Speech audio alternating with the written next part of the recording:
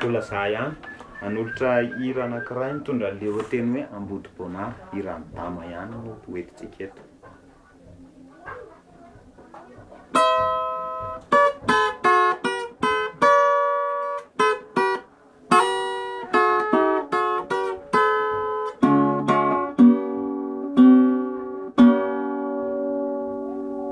Ao ve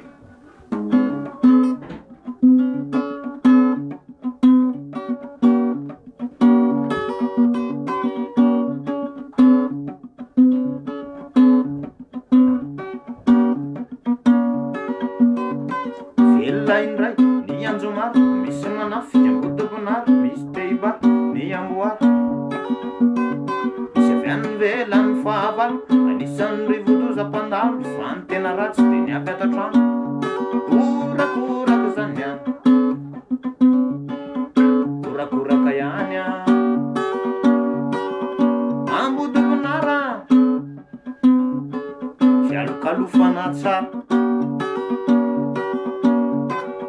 zava-misy Ambodibonara fiarahamonina mamarara dia misy amboaravara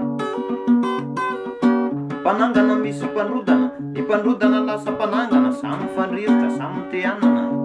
korakoraka zany a korakoraka ihany a Ambodibonara fialokalofana tsara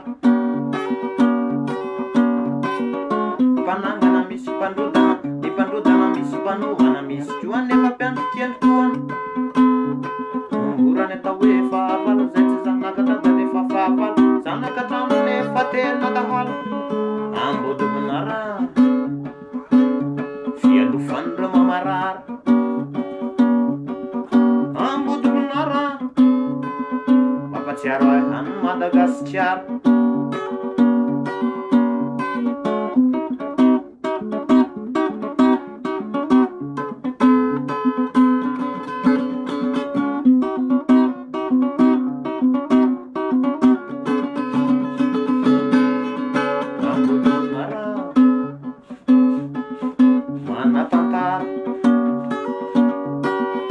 Ambodibonara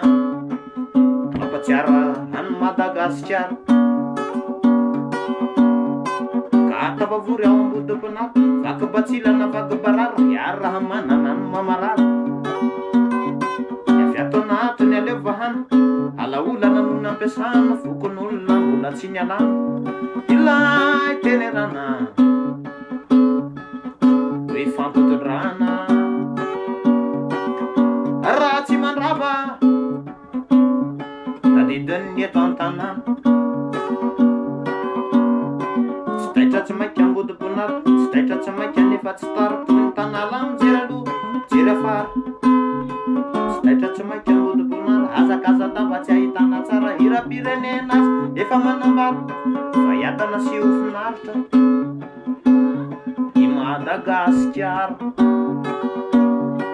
hiatana sy ho finaritra zay vo